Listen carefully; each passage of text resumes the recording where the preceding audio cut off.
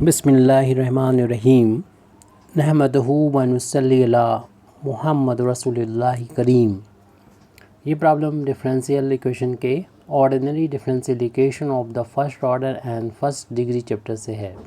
क्योंकि हम देख रहे हैं कि यहाँ पर डिफरेंशिएशन सिर्फ एक ही बार किया गया है, मैक्सिमम एक ही बार किया गया है, इसलिए ऑर्डर 1 है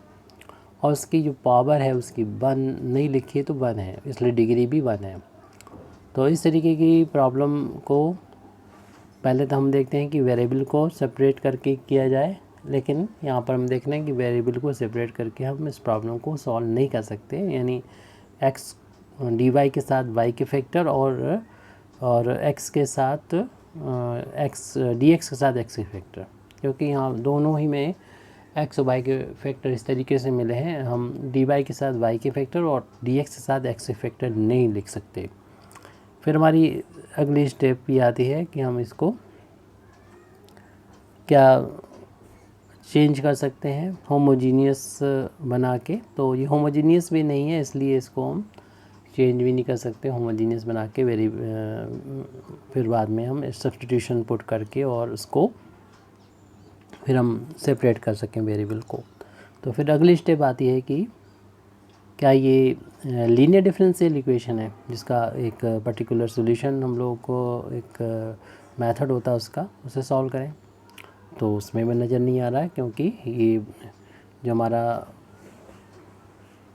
लीनियर डिफरेंशियल इक्वेशन होता है इसमें y होता है यहाँ पर, और ये x के फंक्शन होते हैं इसके साथ में कोफिशिएंट में। तो यहाँ पर y नहीं है, sin 2y है, और यहाँ पर देख रहे हैं y का कोई फंक्शन है। सबसे पहला काम तो जो है हम इसे लीनियर डिफरेंशियल इक्वेशन में बदल सकते हैं, अगर हम इसमें रिड्यूस कर सकें इसको। तो राइट हैंड साइड में जो भी y का फैक्टर है उसको लेफ़्ट में लाना होगा। पहले तो आप सॉल्यूशन में अपनी इस प्रॉब्लम को नोट कर लेंगे, हमारा ये सामने लिखा हुआ है, इसे हम नोट नहीं कर रहे हैं, और इसे हमारी पहली स्टेप है ये हमारी नोट कर लिया। उसके बाद जो भी राइट हैंड साइड में आपको नज़र आ रहा है यानी y का फैक्टर, उसको पूरे इक्वेशन से डिवाइड कर दें। यहाँ पर 1 का मल्टीपल मान सकते हैं, जब डिवाइड करेंगे तो 1 अपान में आ जाएगा cos square y, d y वो डी का कोफिशिएंट आ गया ये, और यहाँ पर x sin 2y है, और इसमें हम cos स्क्वायर वाई से पूरे इक्वेशन को हम यहाँ पर डिवाइड करते हुए लिख रहे हैं। तो राइट हैंड साइड में भी दिखा सकते हैं हम कि x क्यों cos स्क्वायर वाई को डिवाइड किया है cos स्क्वायर वाई से, इसे तो कैंसिल भी कर देंगे। और 1 अपन cos की वैल्यू हम लोग जानते हैं sec के बराबर होती है, स्क्वायर है तो स्क्वायर कर देंगे, y लिख देंगे, और डी वाई और डी एक्स आएगी, प्लस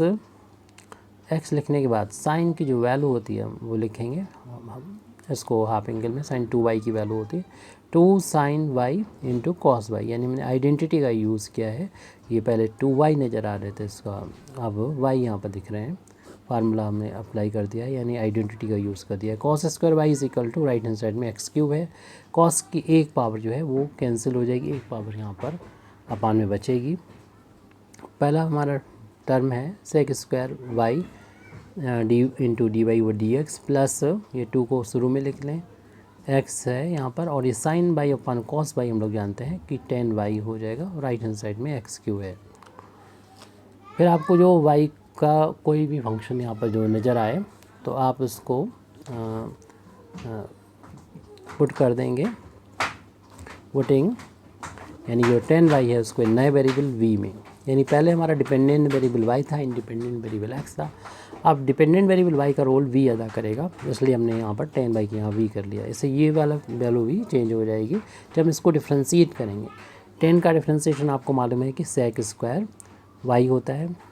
और y का डिफ्रेंशिएशन करेंगे तो d y over d x होगा, क्योंकि हम x के रिस्पेक्ट में डिफ्रेंशिएट कर रहे हैं, और v का differentiation d v over d x हो जाएगा। तो देख रहे हैं ये वाला जो टर्म है वो हमने पूरा v में डिपेंडेंट वेरिएबल v में कन्वर्ट कर दिया है, और इसकी जगह हम 10y के यहाँ पर v पुट कर देंगे, तो हमारा जो डिफरेंशियल इक्वेशन है वो रिड्यूस हो जाएगा इसमें d v over d x plus 2x, और इससे हमने v बोला है, और राइट हैंड साइड में यहाँ पर x क्यू है जो which is linear in v। तो ये v में लीनियर है, क्योंकि आपको मालूम है आपने y की फार्म में लीनियर देखा था डिफरेंशियल इक्वेशन इस तरीके से, d y over d x plus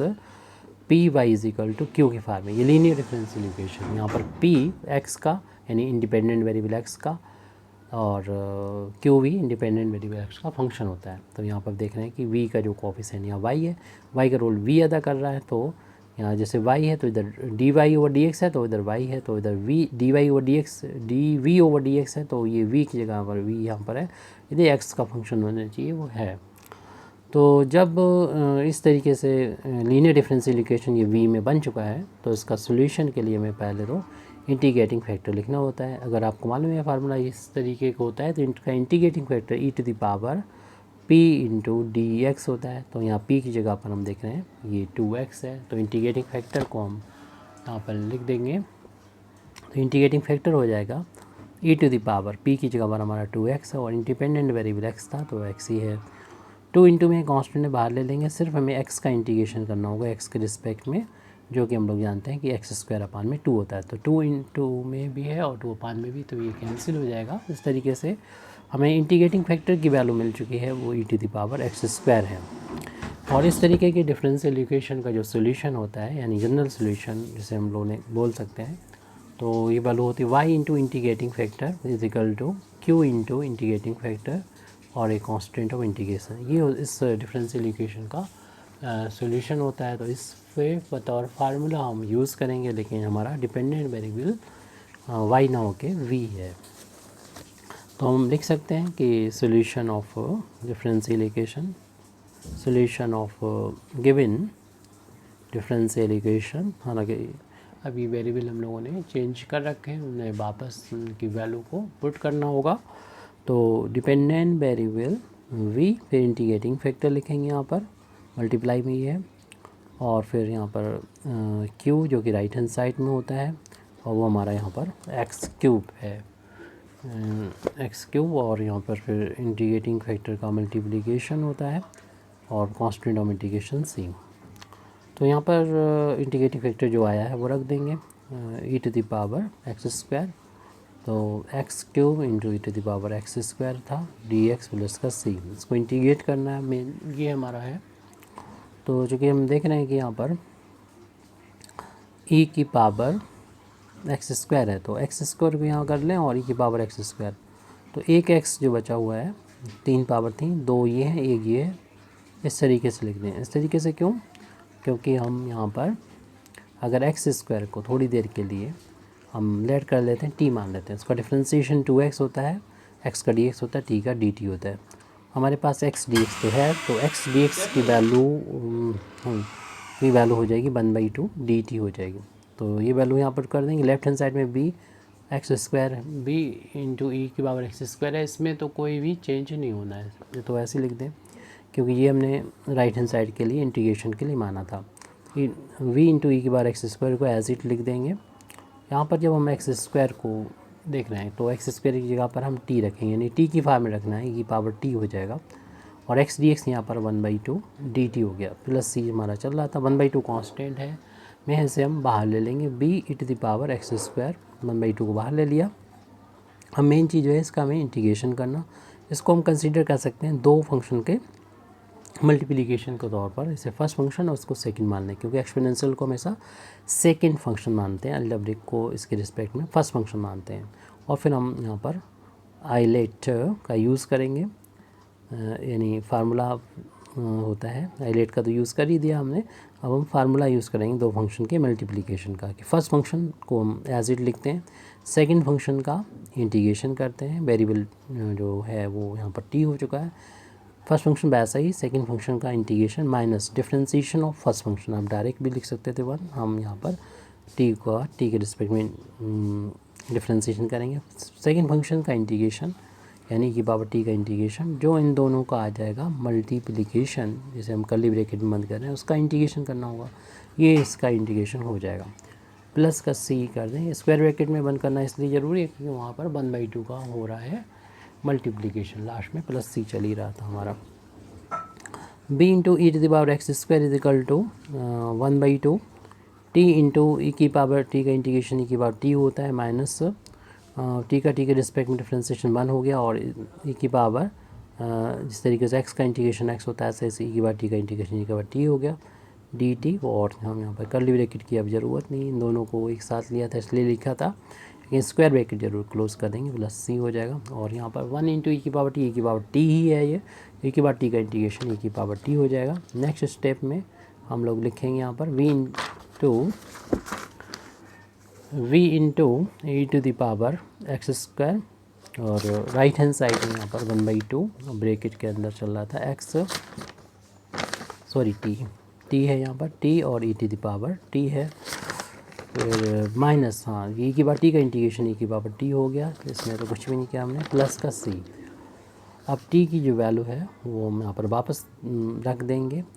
1/2, T की जगह पर एक्स स्क्वायर रखना है, ई की पावर एक्स स्क्वायर माइनस ई की पावर टी की यहाँ पर एक्स स्क्वायर रख दिया, प्लस का सी। तो ये तो हमने पर टी की वैल्यू रख दी है। अब putting back v is equal to 10y in it, the required general solution is 10y, क्योंकि v की वैल्यू 10y थी, into e to the power x square is equal to 1/2। इन दोनों में से हम कॉमन ले सकते हैं e to the power x square को, हमारे पास सिर्फ बचेगा एक्स स्क्वायर माइनस 1, क्योंकि ये पूरा बाहर आ चुका है, प्लस का सी ये चल रहा है। आप चाहें तो इसको डिवाइड में भी लगा सकते हैं, राइट हैंड साइड में सिर्फ हमारा 10y रह जाएगा, तो ये अपान में इसके भी आएगा, यानी 1/2। अगर हम करके भी लिख के दिखा दें, आप डायरेक्ट भी कर सकते हो, अपान में ई की पावर एक्स स्क्वायर, और सी के भी अपान में आएगा ई की पावर एक्स स्क्वायर, ये तो कैंसिल हो जाएगा, आप डायरेक्ट भी इसे दिखा सकते थे 1/2 एक्स स्क्वायर माइनस 1। और यहाँ पर जब हम न्यूमरेटर में ले जाएंगे तो पावर, अभी तो ये प्लस का एक्स स्क्वायर है, न्यूमरेटर में लेंगे ई की पावर माइनस का एक्स स्क्वायर हो जाएगी, और ये 10y के बराबर आ जाएगा। अगर y के फार्म में अब लिखेंगे तो पूरी वैल्यू जो है वो उधर जाके 10 होगा, 10 इनवर्स में कन्वर्ट हो जाएगी ये, और इसको हम लिखेंगे 1/2